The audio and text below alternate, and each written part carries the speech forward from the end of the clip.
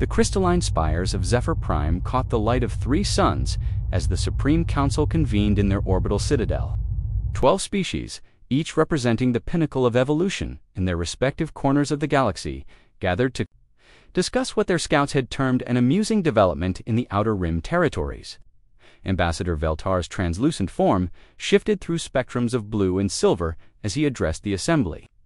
The Zephyrian's body, composed of living crystal matrices, resonated with harmonic frequencies that served as their primary form of communication. Universal translators converted his melodic tones into words the other species could comprehend. "Esteemed colleagues," Veltar began, his crystalline features catching and refracting the chamber's ambient light. "Our long-range reconnaissance has confirmed the emergence of a new spacefaring species in the Vega sector. Preliminary analysis suggests they call themselves humans." A ripple of what could only be described as amusement passed through the assembly. High Magister Corvin, of the ethereal collective beings of pure psychic energy inhabiting biomechanical shells, projected waves of barely contained mirth. Another primitive species discovering faster-than-light travel. How delightfully quaint.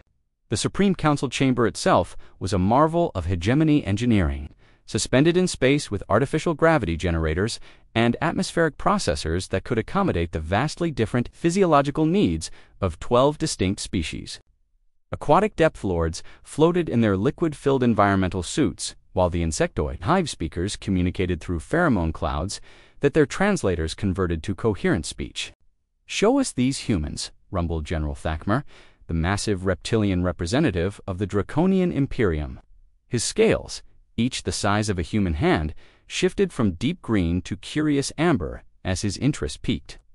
Veltar's form brightened, and the chamber's central display activated. 3-dimensional holographic projections filled the space, showing grainy, long-range surveillance footage of human vessels. The ships appeared crude by Hegemony's standard zangular constructions of metal and ceramic composites propelled by what appeared to be controlled fusion reactions. Primitive thruster arrays provided maneuverability, and the vessel's hulls bore the scars and patches that suggested frequent maintenance and repair. Their technology appears to be at least 4 centuries behind our most basic civilian craft. Observed Dr. Yalandra, the pale, elongated chief scientist of the Nexus Accord. Her species had evolved on a low-gravity world, resulting in their distinctive stretched physiology and enlarged craniums. Chemical propulsion for atmospheric flight, fusion-based power systems, and most telling, no detectable psionic emanations whatsoever. The lack of psychic abilities drew particular attention from the Council. Every member species of the Hegemony had developed some form of mental projection, telepathic communication, or consciousness manipulation. It was considered the defining characteristic of truly evolved intelligence. No psionics at all. High Magister Corvain's artificial form leaned forward, energy patterns fluctuating with disbelief. How do they navigate hyperspace without mental guidance? How do they communicate across vast distances? How do they even coordinate their primitive fleets? Apparently, Veltar replied with what his species approximated as a chuckle, they use radio frequencies and mechanical computers. Their hyperspace navigation relies entirely on mathematical calculations performed by artificial processing units. The chamber erupted in harmonics, chirps, growls, and psychic emanations that the universal translators rendered as laughter. The concept was so alien to the Hegemony's understanding of civilization that several representatives required biological functions to stabilize the aquatic depth. Lords released pressure bubbles while the gaseous void dancers flickered through several dimensional phases in their amusement. Mechanical minds performing calculations. General Thakmer's scales rippled with deep crimson mirth.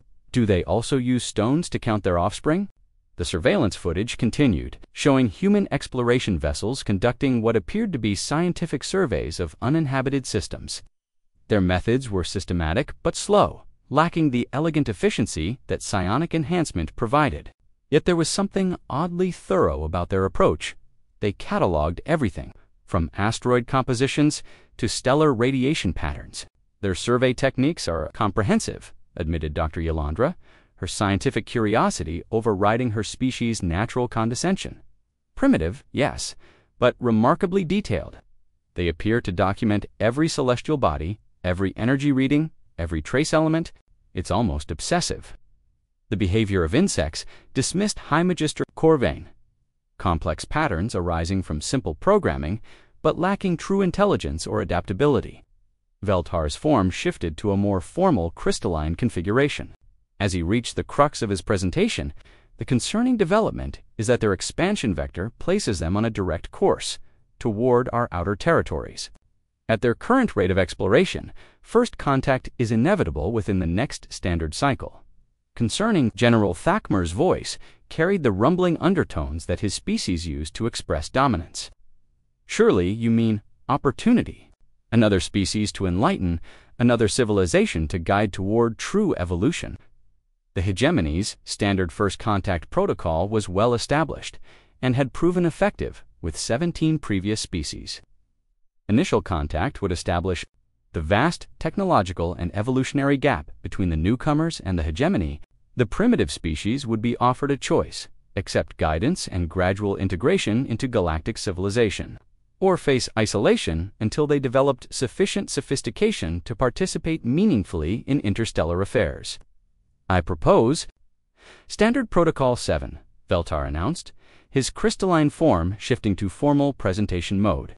Initial contact, demonstration of superiority, and clear establishment of boundaries. If these humans prove receptive to guidance, we can begin the standard civilization, uplift procedures, and if they prove unreceptive, the question came from Hive speaker Zex'thul, whose insectoid features betrayed no emotion, but whose pheromone emissions suggested calculated curiosity.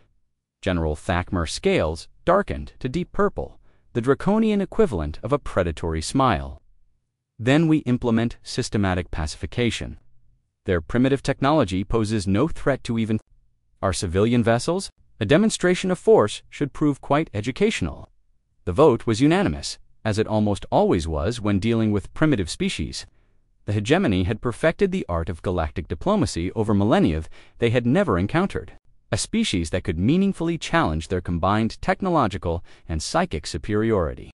I will personally deliver the initial contact message, Veltar announced, his form already beginning to shift toward the more militaristic configurations his species adopted for formal diplomatic missions.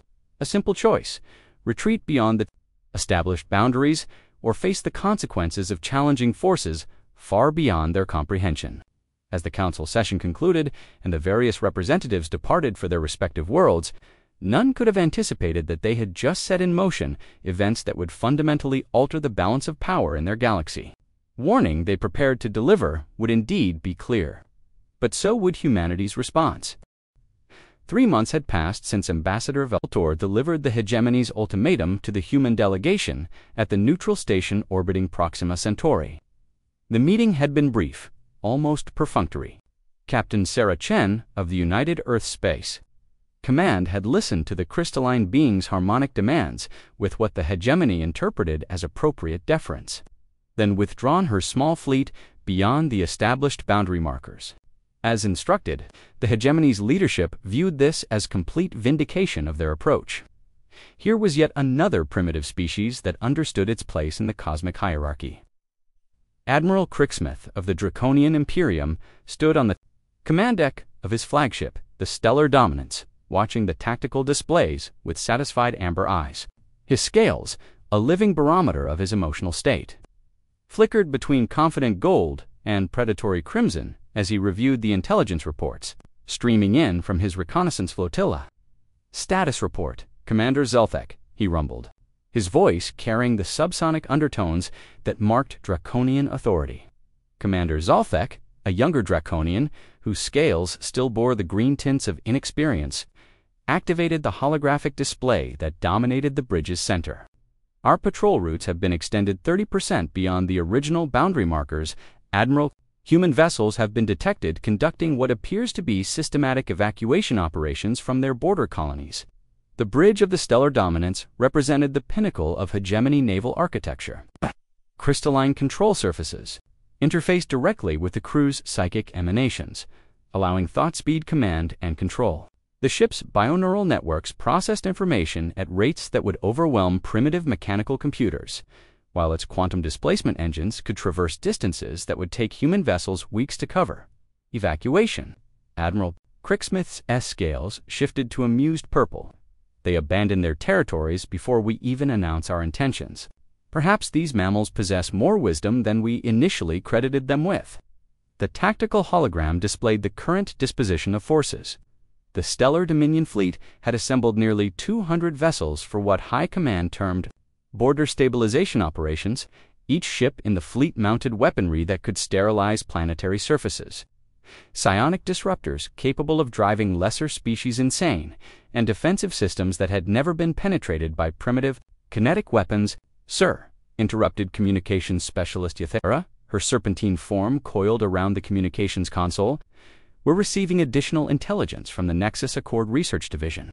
They've completed their analysis of captured human technology.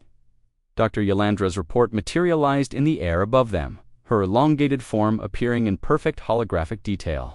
Her pale features carried the expression of someone delivering academic findings to particularly slow students. Esteemed colleagues of the Stellar Dominion, her recorded image began. Our examination of human technology confirms our initial assessments. Their spacecraft utilize fusion reactors of impressive efficiency for such a primitive design. But the power output remains several orders of magnitude below our most basic civilian vessels. The hologram shifted to display cross-sections of human ship designs.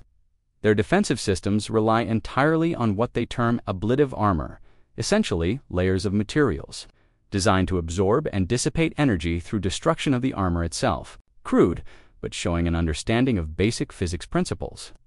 Admiral Zex'thul's second-in-command, Captain Valkorian, leaned forward with interest. His scales, scarred from numerous campaigns against lesser species, reflected the bridges. Ambient lighting. What of their weapons? Fascinatingly primitive, Dr. Yalandra continued with barely concealed academic excitement. They appear to favor kinetic projectiles' actual physical masses, accelerated to high velocities through electromagnetic fields. Their energy weapons are limited to focused particle beams and what appear to be fusion-powered plasma projectors. Nothing that should penetrate our quantum shielding. The report shifted to display human crew assessments. Biologically, they appear to be carbon-based mammals with no detectable psionic capabilities whatsoever. Their coordination appears to rely entirely on electronic communication networks and verbal instruction. Response times are correspondingly slow, though they seem to have developed remarkably complex tactical algorithms to compensate for their mental limitations. Commander Zex'thul's scales brightened with curiosity. Doctor, you mentioned their tactical algorithms. Are they showing any innovative approaches? The holographic Dr. Yalandra paused, consulting what appeared to be extensive notes. Their tactical doctrines are ... unusual. They seem to place enormous emphasis on what they term redundancy and adaptability. Every system has multiple backups. Every strategy has contingencies, and they appear to conduct extensive simulations. Of combat scenarios, it's almost as if they expect everything to go wrong. The mentality of prey species, Admiral Zex'thul observed, his scales shifting to dismissive brown.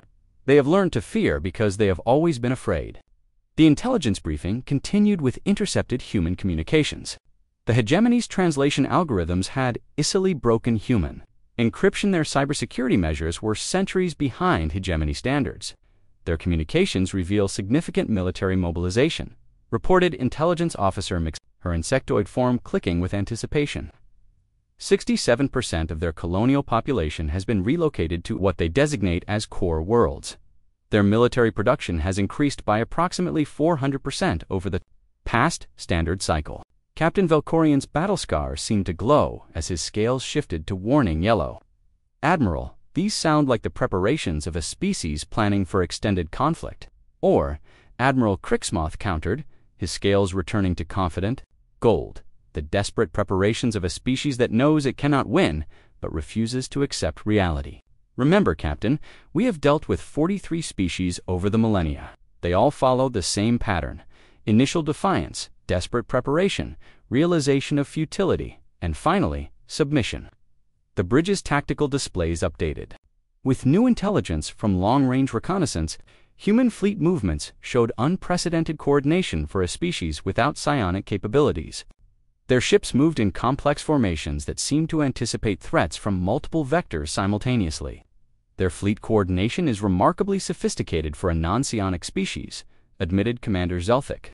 They appear to be using quantum entanglement communication arrays for instantaneous coordination across vast distances. Dr. Yolandra's voice carried a note of academic appreciation, primitive but ingenious. They have developed technological solutions to problems that evolution solved for the rest of us through mental enhancement, like watching insects build tools to accomplish what natural selection provided to higher species.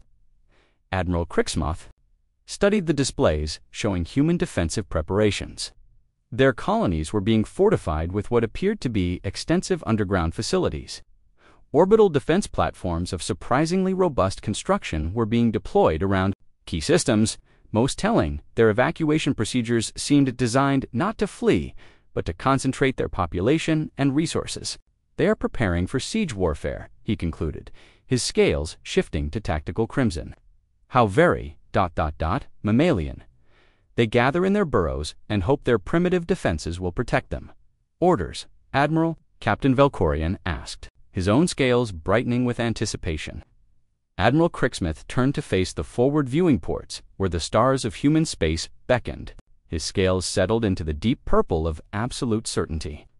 We begin Operation Enlightenment at dawn tomorrow. Standard pacification protocols, overwhelming force applied. Precisely to military targets until they acknowledge our superiority. Their evacuation efforts have simply made our task easier by concentrating their forces.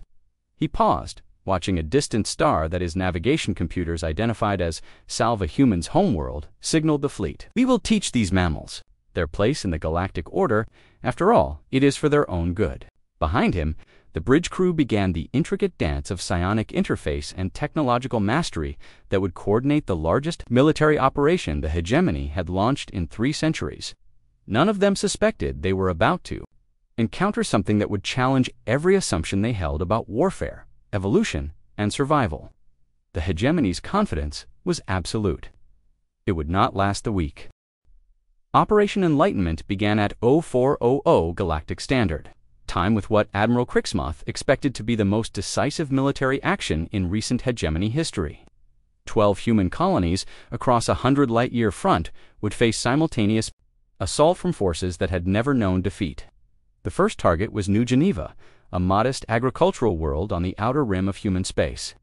Admiral Zex'thul's tactical displays showed a planet defended by what appeared to be a handful of orbital platforms and perhaps 24 patrol vessels. Intelligence suggested a population of roughly 8 million, significant enough to serve as an example, small enough to be quickly subdued. Begin the demonstration. His scales had settled into the deep crimson of combat readiness as his task force dropped out of hyperspace at the edge of the New Geneva system. The opening salvo should have ended the battle before it truly began. Quantum disruptor arrays fired, with the precision that only psionic guidance could provide. Targeting what the Hegemony identified as the primary defensive installations, the beams, capable of unraveling matter at the subatomic level, lanced across space toward their targets. They struck nothing but empty void. Report. Admiral Zex'thul's scales flickered between crimson and confused yellow as his tactical officers scrambled to understand what had happened.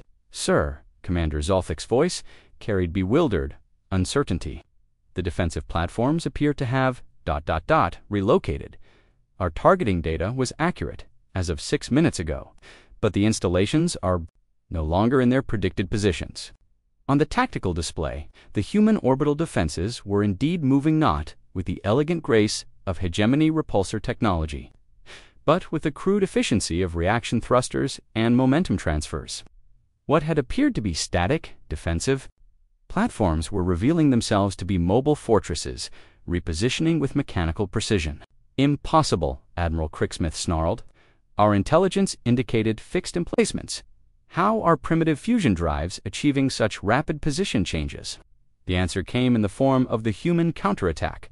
The mobile platforms, having successfully evaded the opening salvo, revealed their true nature. What the Hegemony had identified as simple orbital defense platforms began launching projectiles at velocities that defied their initial assessments. Captain Valkorian monitored the incoming fire with growing alarm. "Admiral, those projectiles are moving at 12% light speed. Our quantum shields should..." His words were cut off as the first kinetic rounds struck the Hegemony formation.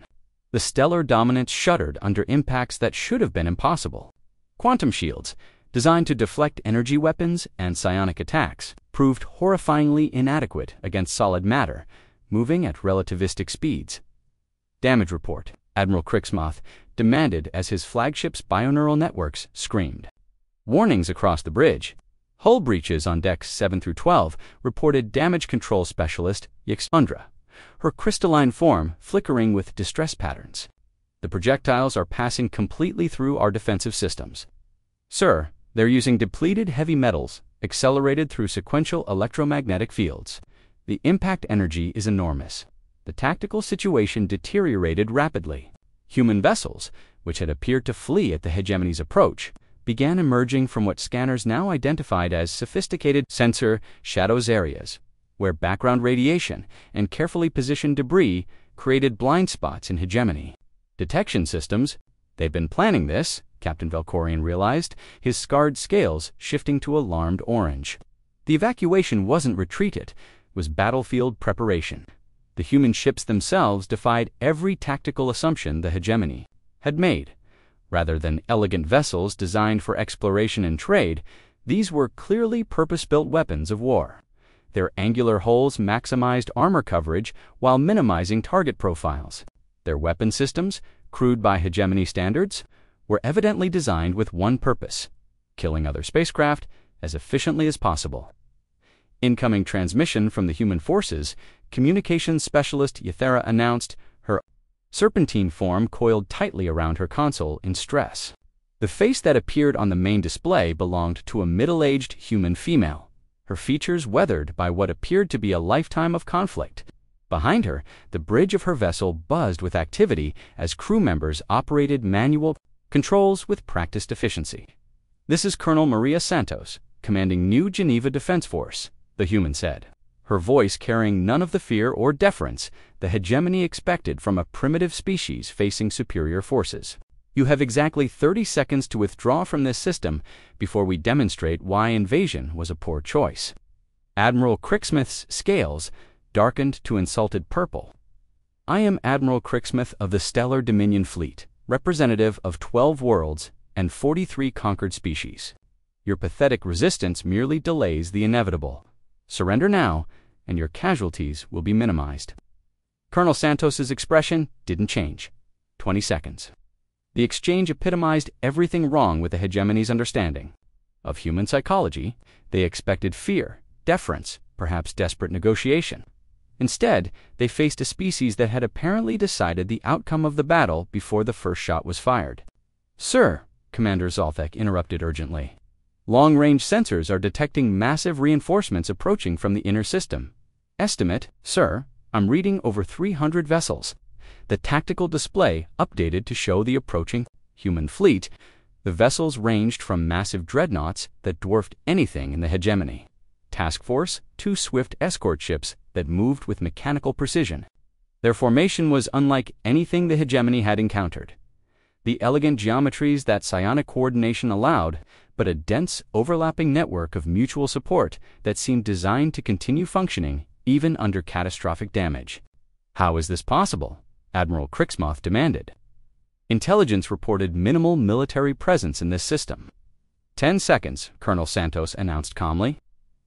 The answer became apparent as the human reinforcements resolved on long-range sensors. The vessels bore the signatures of multiple human worlds. This wasn't just the defense force of a single colony, but a coordinated response from across human space. Somehow, without psionic coordination, they had managed to position overwhelming force exactly where the Hegemony would attack. "They knew," Captain Valkorian said quietly, his scales pale with realization. "They knew exactly where and when we would strike." Admiral Zex'thul's mind raced through the implications. Human communications used quantum entanglement arrays for instantaneous coordination. Their evacuation efforts had been strategic repositioning. Their apparent weakness was deliberate misdirection. The species they had dismissed as primitive had been playing a game several moves ahead of the Hegemony's finest strategic minds. "Time's up," Colonel Santos announced. What followed defied every assumption about warfare that the Hegemony had developed over millennia of conquest. The human attack came not as a glorious charge or desperate defense, but as a methodical dismantling of Hegemony tactical doctrine. Human vessels operated in what they termed wolf packs, small groups that coordinated through mechanical precision rather than psionic connection. When one ship was damaged, others seamlessly filled its role. When Hegemony forces concentrated fire on priority targets, they found themselves attacking hardened decoys while the real threats maneuvered for killing shots. Most unsettling was the humans' apparent indifference to casualties. When a Hegemony vessel achieved a clean kill on a human ship, the crew of the destroyed vessel would transmit detailed tactical data to their companions before their vessel's destruction. Each loss made the remaining human forces more effective, not less. Sir Commander Zex'thul reported, his young scales flickering with barely controlled panic. "We've lost 47 vessels in the past 20 minutes. The humans are using some form of adaptive targeting system that learns from each engagement." Admiral Zex'thul watched his carefully planned demonstration of superiority collapse into chaos. The humans weren't fighting like a primitive species facing extinction. We're fighting like apex predators, defending territory they had already claimed. "Signal the fleet," he commanded, his scales settling into the dark brown of tactical retreat. "We withdraw to regroup and reassess." As the remaining Hegemony vessels disengaged and fled toward hyperspace, Admiral Zex'thul made a troubling realization. For the first time in the Hegemony's history, they hadn't just failed to achieve their objectives, they had been outmatched by supposedly inferior opponents. The demonstration was complete, but not in the way anyone had anticipated. The lesson learned was that sometimes the galaxy's most dangerous predators are the ones that everyone underestimates. 6 months had passed since Operation Enlightenment began, and the war room aboard Zephyr Prime's orbital citadel hummed with tension that Ambassador Veltar's crystalline form could barely contain. The holographic displays surrounding the Supreme Council painted a picture that defied every strategic model the Hegemony had developed over 3 millennia of galactic dominance. Only 3 remained under Hegemony control, and even those were contested by human insurgent forces that seemed to materialize from nowhere, strike with devastating precision, and vanish before Hegemony reinforcements could respond. "This is impossible," High Magister Corvin projected, his energy form flickering with frustrated patterns that the universal translators rendered as barely controlled rage. "We command the technology of 12 advanced species, our fleet's number in the thousands. How are we being consistently outmaneuvered by mammals with mechanical computers?" General Thokmer's massive frame dominated his section of the chamber, his scales a constant flux of angry reds and confused yellows. "The reports from our field commanders grow more disturbing with each engagement. These humans don't fight like any species we've encountered. They coordinate without psionics, adapt without central command, and persist without hope of victory." Dr. Yolandra's elongated form leaned forward, her pale features drawn with exhaustion from months of analyzing increasingly alarming intelligence reports. "We have fundamentally misunderstood what we are facing. Our xenobiological models assumed that non-psionic species would be limited by communication delays and cognitive isolation.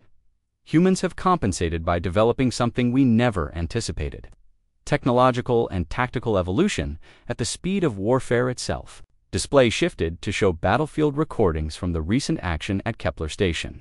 The massive orbital facility had been designed as a Hegemony forward operating base, its bioneural networks and quantum defensive systems representing the pinnacle of their military architecture. It should have been impregnable to primitive human assault, the footage showed, the approach of the UES Retribution, Admiral Sarah Chen's flagship.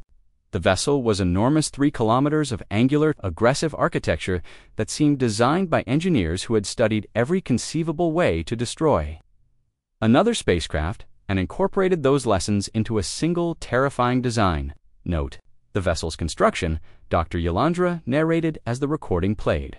No elegant curves, no aesthetic considerations, no accommodation for civilian purposes. This is a weapon that happens to carry crew, not a ship that happens to mount weapons. The retribution dwarfed even Admiral Zex'thul's flagship, but its true horror lay not in its size but in its obvious purpose. The human dreadnought carried weapon systems that the Hegemony was only beginning to understand. Primary among them were what humans called magnetic acceleration cannons, MAC. Guns that could accelerate projectiles to 20% of light speed using sequential electromagnetic fields. The psychological impact on our forces has been significant. General Zex'thul admitted, his scales shifting to uncomfortable brown tones. Our crews report that these human vessels appear designed to inspire terror rather than merely achieve tactical objectives. Every surface bristles with weapons. Every angle is calculated for maximum intimidation. The Battle of Kepler Station had become the turning point of the war, though not in the way the Hegemony had intended. Admiral Zex'thul's task force had held every advantage: superior numbers, advanced technology, home field advantage, and defensive positions that should have been unassailable. The recording showed the opening moments of the engagement. Zex'thul's forces had arranged themselves in traditional defensive formations, their quantum shields overlapping to create interlocking fields of protection, while their psionic disruptors prepared to overwhelm human targeting systems. Admiral Chen's response had been characteristically direct. The retribution had approached on a vector that every tactical computer in the Hegemony fleet identified as suicidal straight at the heaviest concentration of defensive fire, with no apparent attempt at evasion or deception. She's using the ship as a weapon platform, not trying to preserve it, observed Hive Speaker Zex'thul, her insectoid features clicking with what her species considered professional appreciation. Human commanders appear willing to accept losses. That would be unthinkable to our strategic doctrine.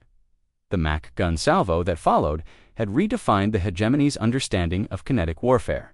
36 projectiles, each massing several tons and moving at relativistic speeds, struck Kepler Station's defensive grid simultaneously. Quantum shields that had never failed simply ceased to exist as the kinetic energy overwhelmed every protective system the Hegemony had developed. The physics are straightforward, Dr. Yolanda explained to the assembled council. Our defensive systems are designed to counter energy weapons and psionic attacks. Pure kinetic force at these velocities creates impact energies equivalent to antimatter detonations. We have no effective countermeasures. But the true shock had come not from the MAC gun's effectiveness, but from Admiral Chen's response to Admiral Zex'thul's attempt to surrender. The recording showed the draconian commander opening a communication channel as his flagship burned around him, his proud scales dimmed with defeat. Admiral Zex'thul's image had said, "I invoke the traditional protocols of honorable surrender. My forces yield to your superior tactics." The human admiral's response had chilled every member of the Supreme Council when they first heard it, and it had lost none of its impact in the months since.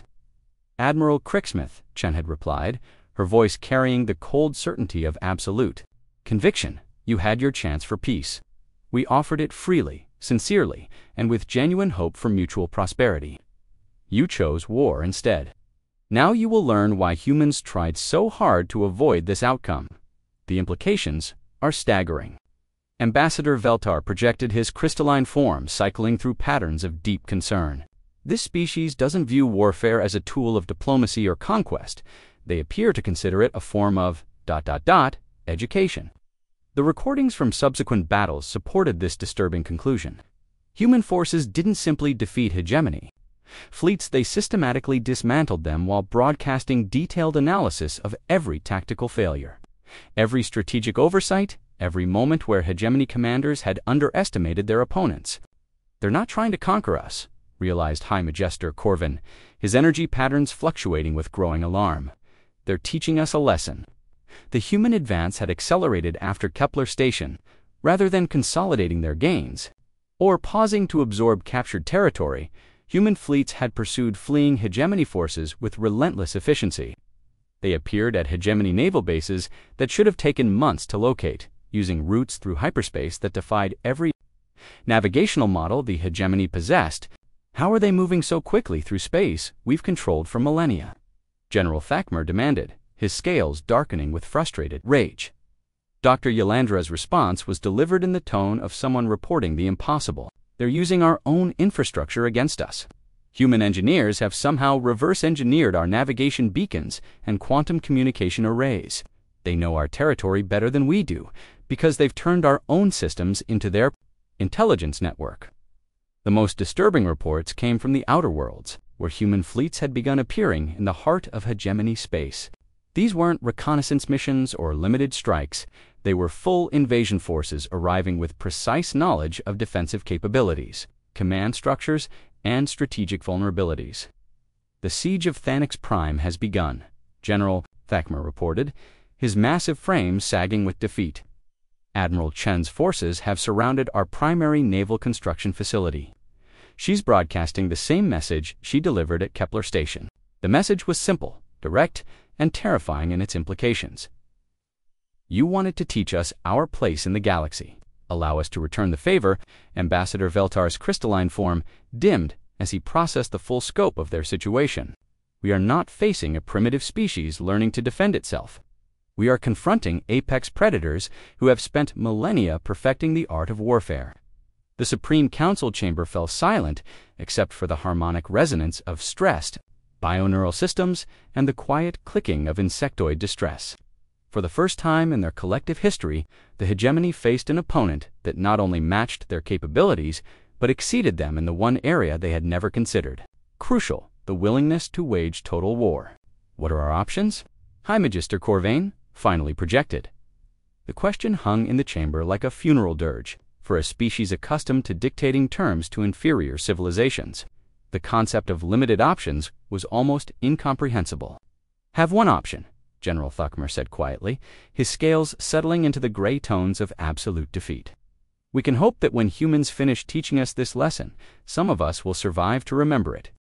The surrender came not with fanfare or formal ceremony, but with a simple transmission from Ambassador Veltar to Admiral Chen.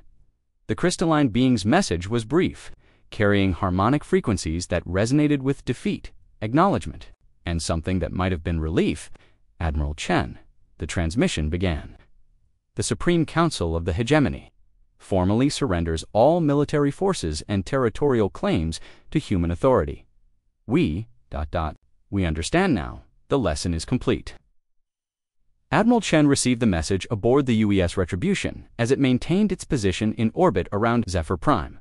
The massive dreadnought had become more than a warship. It had become a symbol of humanity's transformation from peaceful explorers to galactic arbiters. Her response was characteristically direct. Surrender accepted. Prepare to receive humanitarian aid and reconstruction coordinators. The phrase humanitarian aid sent confused ripples through the hegemony's translation algorithms. In all their experience with conquest and defeat, no species had ever offered assistance to those they had just vanquished. The concept was so alien that several translation matrices required complete recalibration. Dr. Ylandra, now serving as the hegemony's primary liaison with human forces, found herself struggling to comprehend the reports flowing in from human-occupied worlds. Admiral, she addressed Chen during their first face-to-face meeting in the rebuilt Supreme Council chamber. Our models cannot predict human behavior. According to every strategic doctrine we know, victorious species exploit the defeated. Yet your forces are ... helping us rebuild. Admiral Chen stood before the assembled representatives of 12 species, her weathered features carrying the expression of someone who had completed an unpleasant but necessary task.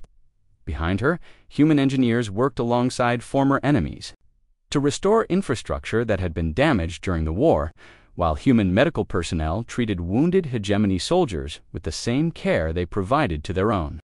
Dr. Ylandra, Chen replied, "You're still thinking about this as a traditional war. This was never about conquest or dominance. This was about teaching a lesson that needed to be learned before you made the same mistake with a species less patient than humanity." The reconstruction efforts defied every assumption the hegemony had about post-war occupation. Human administrators worked with local governments to restore damaged systems, but they didn't impose human culture or governance structures. Instead, they focused on what they termed preventive measures, changes designed to ensure that the hegemony would never again view other species as inherently inferior. The education protocols are unexpected, General Zex'thul admitted during one of the weekly coordination meetings. His scales, which had been gray with defeat for months, were slowly returning to their natural green as he observed human reconstruction efforts.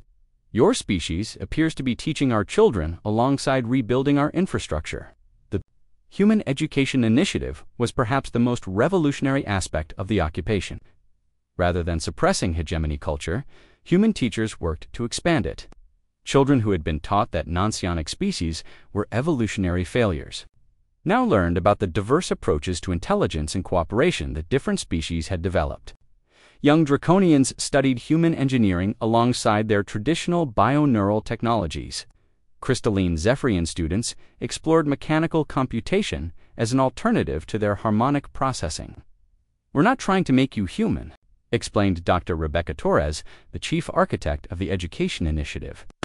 During a meeting with former hegemony educators, "We're trying to help you understand that intelligence and capability take many forms. Our hope is that your children will grow up knowing that difference doesn't equal inferiority." 6 months after the surrender, Ambassador Veltar found himself in the position he had never expected to occupy. His crystalline form had adapted to accommodate new harmonic frequencies as he studied human strategic doctrine, not as a conquered enemy, but as a scholar seeking to understand how his species had so completely misjudged their opponents. The most disturbing realization, he confided to Admiral Chen during one of their regular discussions, is that everything you needed to defeat us was evident from our first contact. We simply refused to see it. Chen nodded, reviewing reports. From across the former hegemony territories, the transformation was proceeding better than anyone had dared hope. Former enemies were becoming partners in reconstruction. And more importantly, the younger generation was embracing the concept of cooperation between different types of intelligence. "Your species isn't the first to make this mistake," Chen explained. "Throughout human history, we've seen countless examples of advanced civilizations that became so confident in their superiority that they stopped learning from others. The difference is that when humans make that mistake, we usually learn the lesson before it destroys us." The formal dissolution of the hegemony came exactly 1 year after the surrender. The ceremony took place not on Zephyr Prime, but on New Geneva, the first world that had been attacked, now rebuilt, and serving as the capital of what humans termed the Galactic Cooperative. The symbolism was intentional. The place where the war began would be the place where lasting peace was established. Representatives from all 12 former hegemony species gathered in the new assembly hall, a structure that combined architectural elements from every known civilization. The building itself represented the cooperative's founding principle: diversity of approach leading to stronger solutions. "Today marks the end of the hegemony of Zephyrian worlds," Admiral Chen announced to the assembled delegates, "and the beginning of the Galactic Cooperative. This organization recognizes that intelligence, capability, and worth are not determined by any single characteristic, but by the contributions each species can make to our shared future." The transformation was remarkable. Species that had once viewed themselves as naturally superior now competed to contribute to cooperative projects. The draconian military expertise was redirected toward peacekeeping and disaster response. Zephyrian harmonic technologies were integrated with human quantum communications to create unprecedented coordination networks. Nexus Accord, scientific methodology was combined with human experimental approaches to accelerate research across every field. "We have become something we never imagined possible," Dr. Yolandra observed during the ceremony's closing remarks, "not conquered subjects learning to serve new masters, but partners learning to contribute to something larger than ourselves." The most significant change was philosophical. The concept of inherent species superiority had been replaced by an understanding that every form of intelligence brought unique strengths to collective endeavors. Psionic abilities were recognized as powerful tools, but so were mechanical computation, chemical analysis, and purely biological processing. The diversity that the hegemony had once seen as weakness was now understood as strength. As the ceremony concluded, Admiral Chen found herself in private conversation with Ambassador Veltar on the observation deck overlooking New Geneva's rebuilt capital district. The crystalline being's form had evolved over the past year, developing new harmonic frequencies that represented concepts that had never existed in Zephyrian thought. Admiral Veltar said, his resonance carrying notes of profound gratitude, We came to your species offering a choice, submission or destruction. You offered us a third option that we couldn't even conceive, transformation. Chen looked out at the city below, where beings from 13 different species worked together on projects that none of them could have imagined alone. That's the thing about humans, Ambassador. We're very good at finding options that others miss, usually because we've been forced to learn that survival often depends on thinking beyond the obvious choices. The conversation was interrupted by an alert. From the cooperative's early warning systems, a new species had been detected at the edge of explored space, another civilization making its first tentative steps into the galaxy. "Orders, Admiral?" asked Captain Martinez, Chen's current aide-de-camp. Chen smiled, remembering another first. Contact that seemed like a lifetime ago. Standard cooperative protocol. Send a diplomatic mission. Offer friendship, trade, and mutual cooperation. And, if they respond with hostility, Martinez asked. Chen's expression didn't change, but Ambassador Veltar's crystalline form resonated with harmonics that spoke of hard-learned wisdom. "Then we teach them the same lesson you taught us, Admiral. We show them that peaceful coexistence isn't a sign of weakness, it's an invitation that should be accepted carefully." The message that went out to the new species was simple, clear, and backed by the absolute certainty of 13 civilizations that had learned to work together.